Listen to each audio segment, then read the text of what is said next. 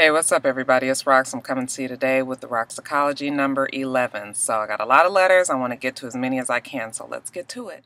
I'm a 30-something-year-old female and I'm in love with a 40-something-year-old man. We plan to get married this year, but there is one issue. We've been together for 4 years. For the first 3 years, the sex was remarkable. Seriously, I could see the sun, moon, and stars when I would have an orgasm, but for the past year, the sex has been, well, blah. The oral sex is great, but when we have sex, he just isn't up to par anymore. I know he's not cheating. That's not the issue. The issue is his stamina. He can't maintain an erection for long. How do I talk to him about Viagra without taking away from his manhood? Thank you in advance for answering. I asked you because you're my age bracket with my type of thinking, so I value advice. All right, yeah, so this is definitely something that happens with, men in my age bracket. I'm 42 years old, and, it is known that a lot of men lose testosterone and are just not able to hold an erection, are not able to last as long. Some of them have problems finishing, going soft before it's over. I mean, there's just a lot of issues that some men have to face once they get into their 40s. And I guess it would be something really delicate for a man, generally their ego and just the fact that they're not able to do what they were able to do back in the day when they just gave you the sun, moon, and stars, like you said. If it's been 3 years, I guess a lot can happen in 3 years, huh? You're going to have to talk to him about it because if you're not happy sexually, I know you love him and I know he loves you. You said cheating is not the issue. You guys seem to have had a relationship where you should be able to talk to him at this point. You guys have been together for some time.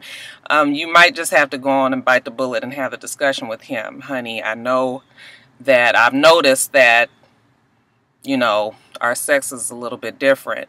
You said that he has great oral sex, and that's what a lot of men do sometimes to overcompensate for the fact that they cannot,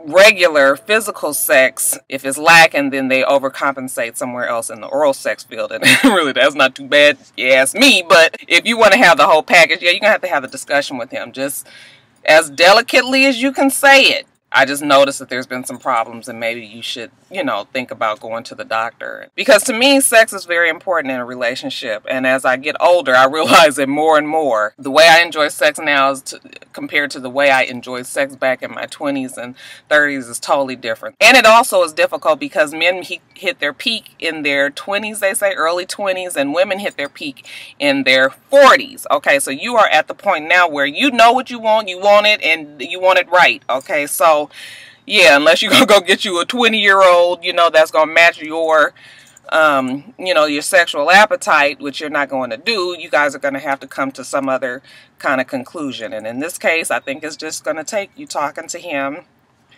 and telling him that he has a problem that maybe that you would really think your relationship would benefit from if he would take care of it. Also, let me also say sometimes that after you get comfortable with somebody, a lot of times things do become routine. You know how shit is going to be. You're going to get in the bed.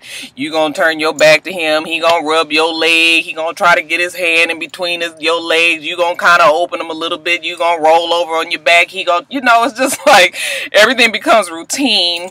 And, you get so comfortable with some people sometimes that you don't even try to do no extra anymore because it's just become so routine that it's just like, okay, we gonna do this, we gonna have oral sex, and we gonna have regular sex, and then we gonna be done, and then we gonna go to sleep. Spice it up. Maybe you guys might need to spice it up a little bit. Change rooms, do it somewhere else, bring some excitement into it.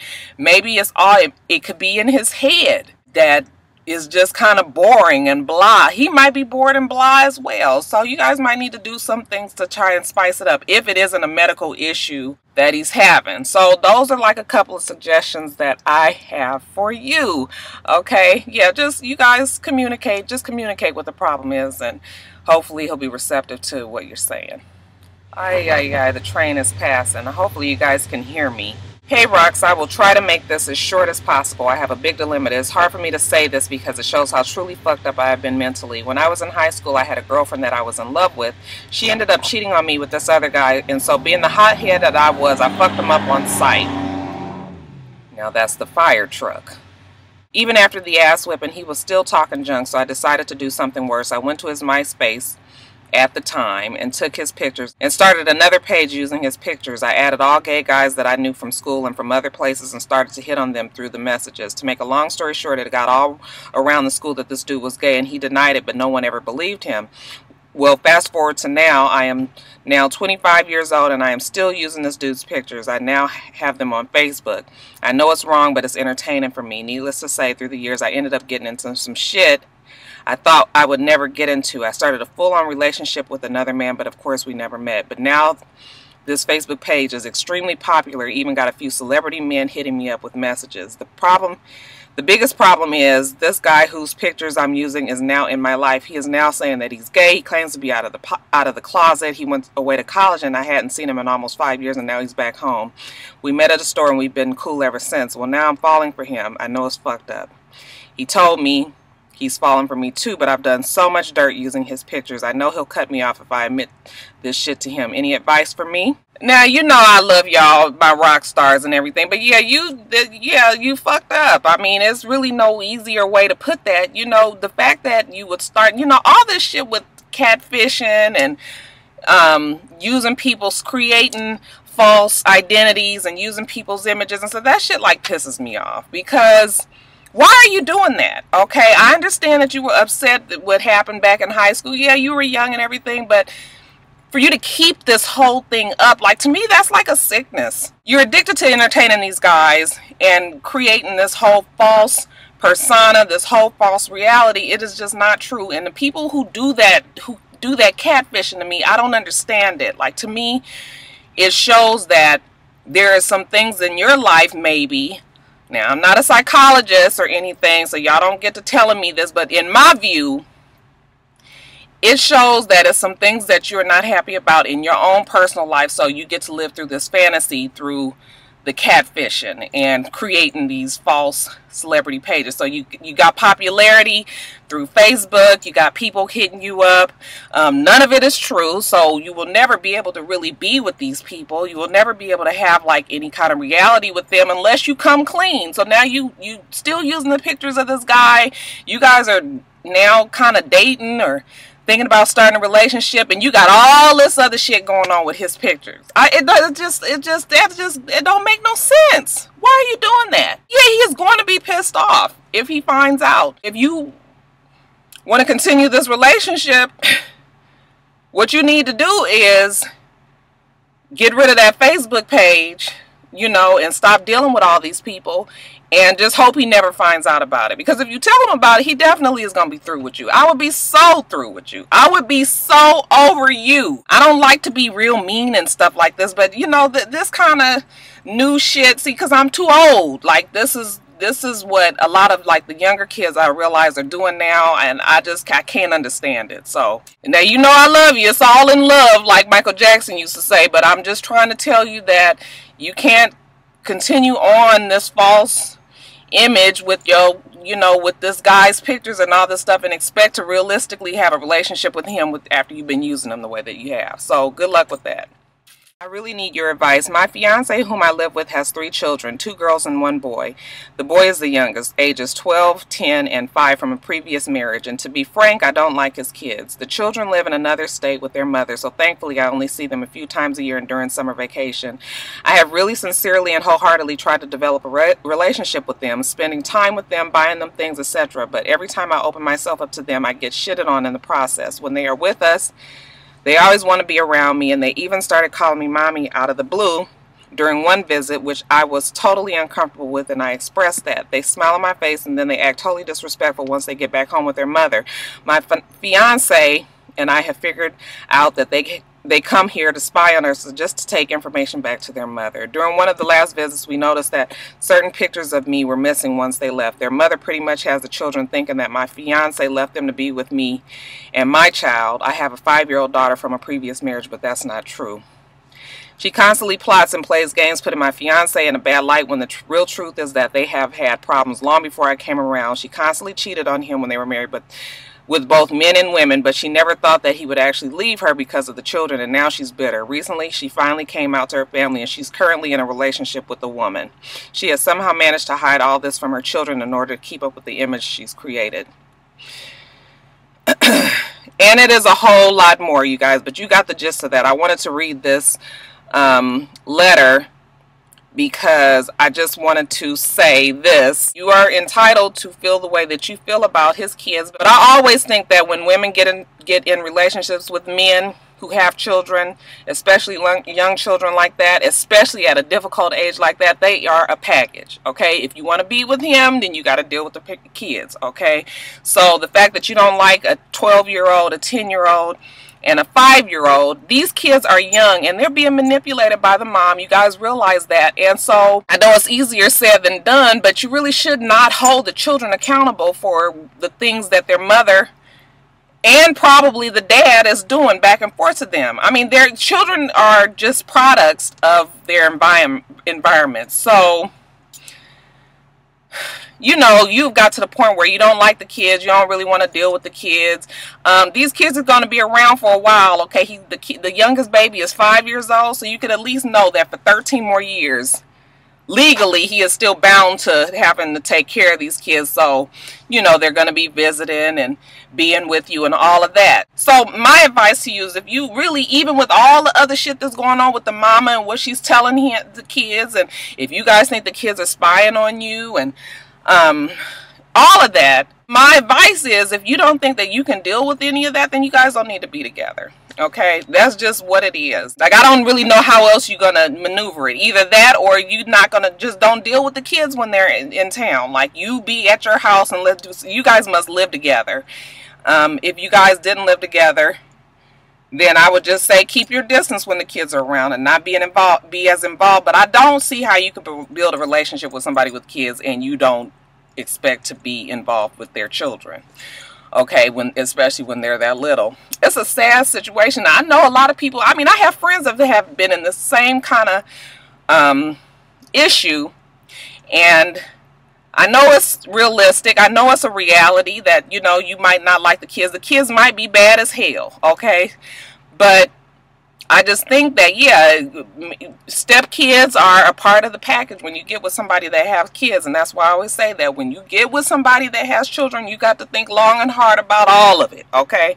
Remember, it's not just you and your man no more. It's you, your man, his baby's mother, their family, the kids. You know, it's a whole lot, okay? So, yeah. The thing is, you need to decide if you can feel like you can deal with this for 13 more years, okay? If you can't deal with it for 13 more years, then you need to withdraw yourself. I'm sorry. I feel like I'm being a little mean today. It must be around that time of the month. I'm a 25-year-old college-educated woman with no children. I have been dating a guy for a few months, and overall things are well. He is 33 years old. However, the two of us are of different religions. We both believe in God, but I am a Christian and he is not. He wants to get back to his roots and find his own way instead of just believing everything he's been taught.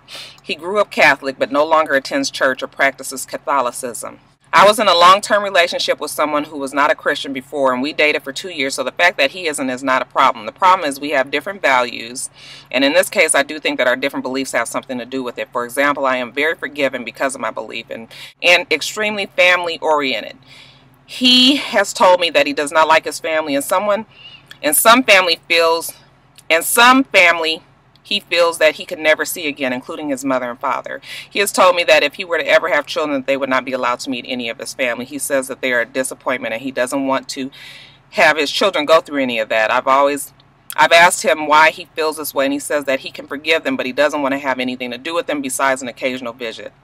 I met his family, and although I do know they have a past, you know, with drug issues with his mother and lack of emotional support from his father, it doesn't seem like they were all that terrible. His mother has been clean for 20 years. Although I can understand his feelings, I can't get behind not allowing my future children to know their family. The thought scares me. I have several other examples of how very unforgiving, and at times he just seems unhappy with himself. I think the fact that he is not sure what he believes in plays a part of this. Although I know the Bible tells us we should be equally yoked, I hate to be closed-minded. He keeps telling me that I am upset with him because he is not a Christian, and that is not the case. I'm just worried that we do not value the same thing. Should I cut my losses and be done with this relationship now? Or am I simply being too hasty and should consider seeing how this plays out? This is a good one and a difficult one. I think that your boyfriend has a lot of issues that he needs to deal with on his own before he even can really be valuable in a relationship. I think that family is important, and I wouldn't want my kids to not know their family on either sides. I can just say that I don't know how you guys don't have the same values and beliefs that it'll work out. Eventually those different values and beliefs will become a problem, and they're going to get bigger and bigger to the point where you guys will really start disagreeing on everything. You know, if you're noticing now that certain things that he just does not want to bend on, you know, we all grow up to be a certain kind of way, good, bad, or indifferent, and you know, these things don't change. So that's why I say that issue is going to get bigger. Okay, and if this is something you feel really strongly about, not being able to have your kids meet, you know, his family, and he's not going to want them to be around that. I mean, you guys, I'm going to tell you what, when you are parents, you and your mate or your spouse or whatever, you guys really need to be on the same page, because it's already hard enough to raise children. If you and the daddy don't agree on just the basic fundamentals of raising your children, it is not going to work. Okay, and I can tell you how difficult that is. Just even something as simple as when my kids do something and I want to discipline them one way, and you know, if their dad wants them to be disciplined a different way, it can get to be a mess. You'll find yourself arguing about how these kids should be taken care of, or you know, what should be the result of something that they did. So yeah, everybody needs to be on the same page. And if you guys don't even have kids together yet, and you can already see the problems before they even get here, I would just say, I'm sorry, I can't do this. Maybe he sounds like he needs to go to counseling. He sounds like he's got a lot of hang-ups and issues. And you know, I know there are moments when people are really trying to figure out what they can you know, identify with in a certain religion, and I think that's good of him. But I think that his journey,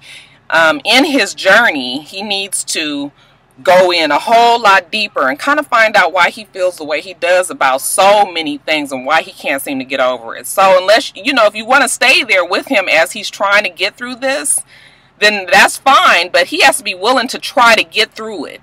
If he doesn't realize that he has all these hang-ups and problems, and he just thinks that it's okay to think the way that he does, and I'm just hoping that he would get some counseling, because he sounds like he has a lot of issues and things that you will never be able to help him through because you didn't have the same upbringing that he has. So that's what I would say. You should really suggest counseling to him. And if anybody else has any more suggestions for this letter, then y'all go on and leave it in the you know, in the comment sections below. Well, my husband has a very strained relationship with his family. He's always felt like the outcast and was told 3 years ago that his father is not his biological father. Yes, after 32 years. At the same time, his mother had cancer. He held it in for 3 years and finally confronted her. She then stopped calling. She doesn't even call to check on her grandkids. His sister moved back to Virginia after 10 years, and now the only father that he has known hardly calls. His nephew left to go to the Air Force today, and my husband didn't even call to say goodbye, but somehow not calling is my fault. I'm tired of the dysfunction. Please tell me how you think I should handle this situation. Thanks, the loving wife. Okay, first of all, it's very sad that your husband had to find out that the father that he's always thought was his father is not his father. I know this is probably not really the right way to think, but I don't understand why people would wait till you're 32 years old to tell you that you don't have that's not your father. Like, really?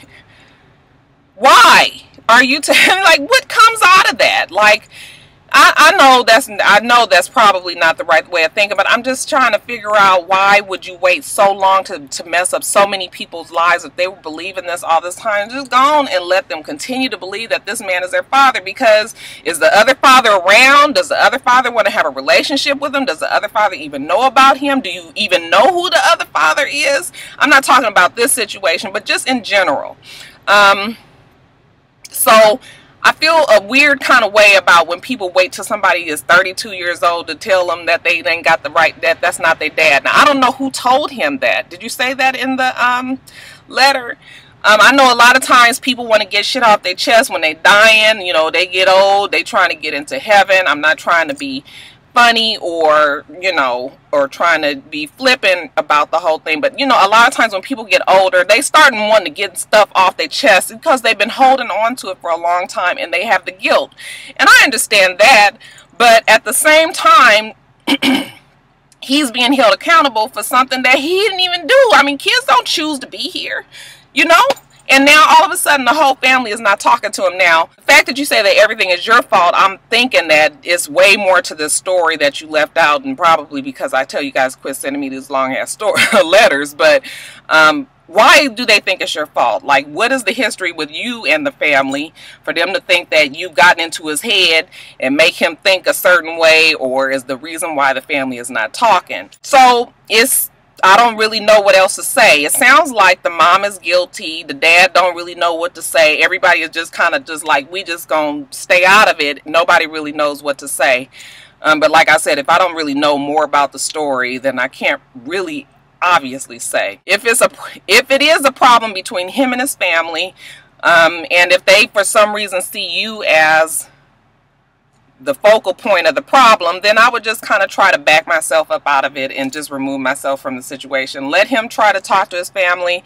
If he doesn't talk to it, I mean, you can't force them to talk to him. So if they don't make the move to meet him halfway, then what else can you do? Kind of get out of it and just let that whole thing play out without me even being involved. If you guys think that I'm just this big problem, then you know what, then I'm just gonna stay out of it. Okay, so that's kind of what I would say. I'm sorry. I hate that he's going through all of this stuff and nobody is, he kind of like in the middle of the water by himself flapping along and nobody will throw him a raft. But you know, you just be there for him.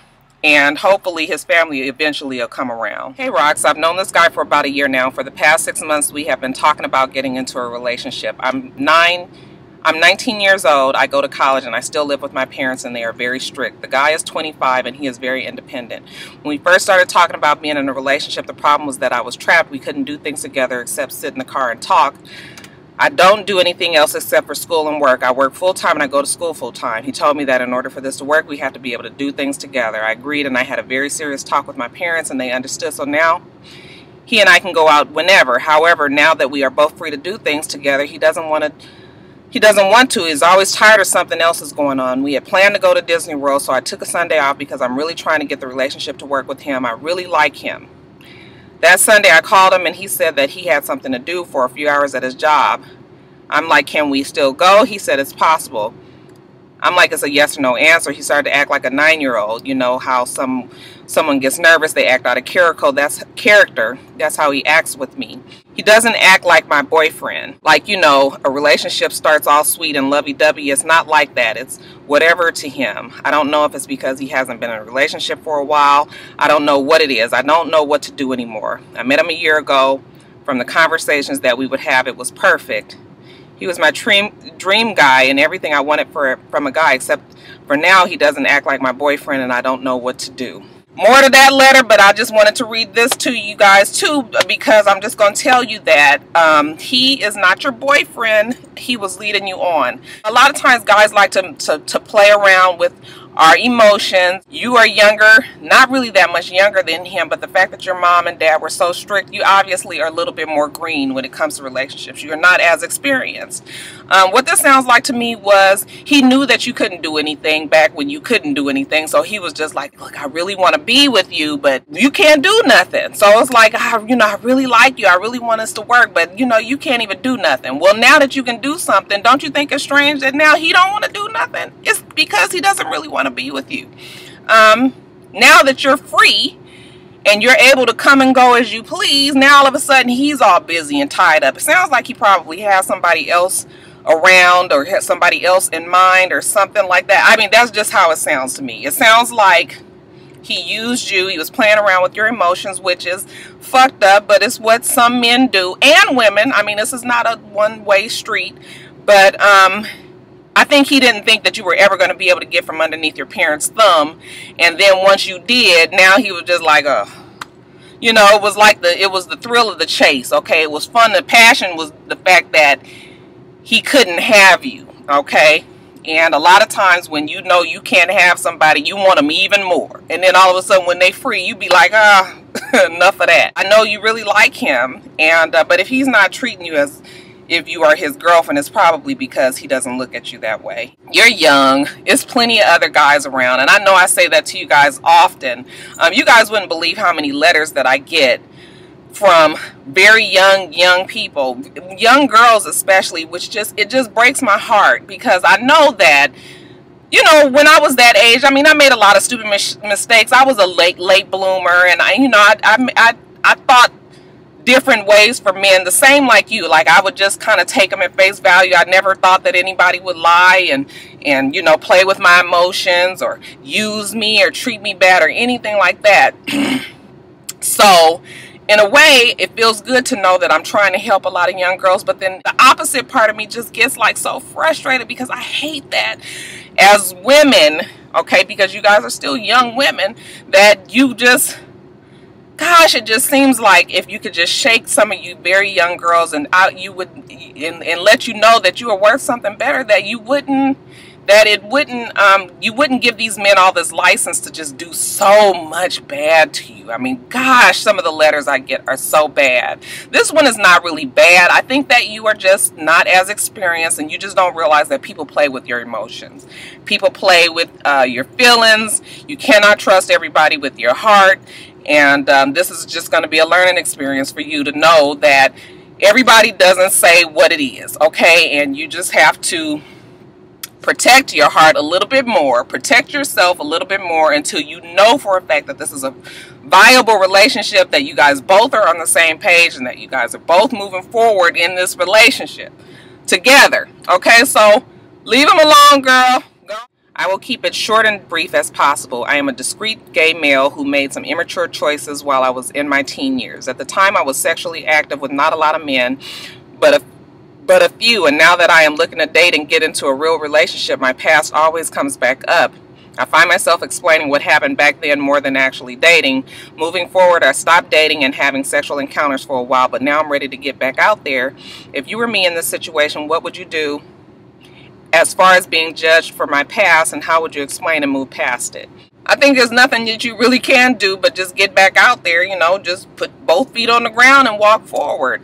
It is unfortunate that we can never outrun our past and the things that we've done. This is why I always say that your reputation always precedes you. People will hear about you and believe that before they know you and see that you might be a different way. Whether or not you made some bad decisions, or whether or not you slept around with a lot of people, or, you know, whether or not you just, whatever it is, you can't do nothing about the past, right? You can just move forward, and you can just hope that you will finally meet somebody that's willing to not hold you accountable for your past. Maybe you need to start kind of, you know, seeing people in different circles. Have you thought about trying to meet somebody outside of the group of folks that you already know?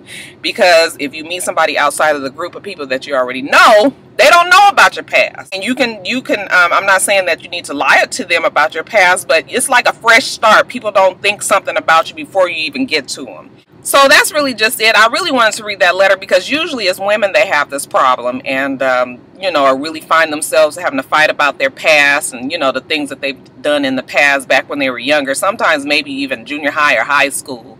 I'm sorry that, you know, now that you've matured, you still feel like you are paying for shit that happened way back in the day or whatever, but yeah, it ain't really nothing you can do about the past. You can just move forward. You can just move forward, try to meet new people, and, you know, go from there. Somebody eventually will not care and be willing to give you, you know, give you a chance if they feel that you're a good enough person. Hey, Rox, it's one of your Pally schoolmates here for a little advice. I always feel so strange when I know my friends from high school are watching my videos, but then I'd be like, oh, they watching my videos. Okay, back to the letter. I have been holding a government office position for more than 15 years now. I have been working from home now for 5 years, which has allowed me the freedom to come and go as I please. I have also found the time to return back to college, have bonding time for my family, and even work on my poems. I basically have become a stay-at-home mom. Well, girl, my at-home assignment is coming to an end, and even though I miss getting dressed and heading off to the office, I do not miss the LA morning traffic or even the afternoon traffic for that matter. I'm in my 40s now, and I'm well vested in my job, But over the years, I found a different part of me, and that part of me doesn't want to be locked down in a high tower building with no windows for 8 to 10 hours a day. Let's be honest, I have not been getting much exercise as I would running from floor to floor, unless you count shopping malls exercise. But now I have been thinking about opening my own home-based business, but I don't have much time to get it together before I have to report back to my office desk. I have been thinking about purchasing some property soon, but it looks like that will be put on hold for now. My children have been needing me less and less on a daily basis, and the mister has been asking me where am I at with this, but I'm going back and forth with this one, feeling nervous about making an income change at this age. Well, honey, I know how you feel, because you know we are at a point now where we have definite bills and we have a family, and we don't really have much room to be just tinkering off into something new and hoping that it's going, you know, hoping for the best. I am definitely not the person to ask this, because I am not one that takes chances. I'm not a risk taker, and I have to know that I can do something. It has to be planned out, and I have to know that it's possible for me. I'm not one to just kind of blow caution to the wind and just be like, well, fuck it, I'm gonna try it, and if that don't work, I got something else. That's not me. Part of me wants to say, you know, well, what I will say is, if you have a husband that is able to kind of take on all of the responsibility and the bills while you try to see if your home-based business can work, and if you guys agree that you guys will try it, maybe give it a certain length of time, a year or two or whatever, if you know, if that's what you're able to do with your job position and all of that, then maybe you could try that. I feel bad saying it, because I'm just like, unless you just know that you can still take care of your bills, still take care of your kids, still take care of your family, still pay, you know, still do what you want to do to have just your regular life. I don't even know. Can you maybe start your home-based business just part-time and still work and try to build that up a little bit more, and then when it gets to the point where you feel like you can quit your, you know, your sure thing and just do your home-based business, could you do it that way? I mean, you know, because like, just for instance, this channel, I would really like for this channel to grow to the point where it would economically support me in my life and things that I want to do. Oh my God, my car is about to run out of gas. Oh, turn off this air. Anyway, it was starting to wobble. It got hot in here as I turned the car on to let the air run. I forgot I ain't really got no air in here. I mean, any gas in here. So, oh, that wasn't a good idea. Anyway, I'm going to have to get somebody to follow me. But anyway, I would like for this channel to be able to eventually be something, you know, be a business where I could really make some money from it. And, you know, because I love doing my channel. So this, like, to me, it's like a no-brainer. This would be great for me to be able to be supported off of something that I really love to do. However, it's not there yet. It's very, very, very far from that. So I have to work still. And I do go to a government job, and I do work 8 hours a day, and I don't have any windows. And so, like, I'm like where you are, where you're heading. But I still know that I have a definite check coming in, and then I do this on the side, and whatever little bit I get from this is just, I'm just with the hopes that it will grow. So yeah, that's what I would think. You just need to think long and hard about the economy, the things that we can and can't do, things that we can and can't get, like jobs. And if you feel like the risk, and you know, if you feel like you can take the chance and that everything else will still work out okay, then go on and do it. Otherwise, I would try to work that part-time thing and make it grow enough to where I know that I could, you know, I could live off of it. Okay, so that is my advice. And my pally friends out there, I'm so glad you guys watched me. Thanks so much. All right, you guys, so that's it. I got to get on back into work. So you guys remember to rate, comment, and subscribe to the channel. I'm itsrox. The channel is for itsrox, and everything else I do will be in the bottom bar below. If you guys want to write to me for advice, it's Roxicology. This is my email address on the screen here. It's foritsrox@gmail.com. Okay, you guys are starting to send letters too long, and I got some good letters that I did not read because they're too long. And I told you guys I'm not going to edit them down. I'm just not going to read them. So, yeah, just let's just, I want you guys to edit them down. I want you guys to give me the most important parts and try to get that in a short letter, okay? So, I'm sorry. It's just that I do, you guys know I do them on my lunch break and I don't have that much time, okay? So that's it. All right, so I hope that you guys have a wonderful, wonderful rest of your day, and I plan on doing the same. Until next time, Roxstars. Bye.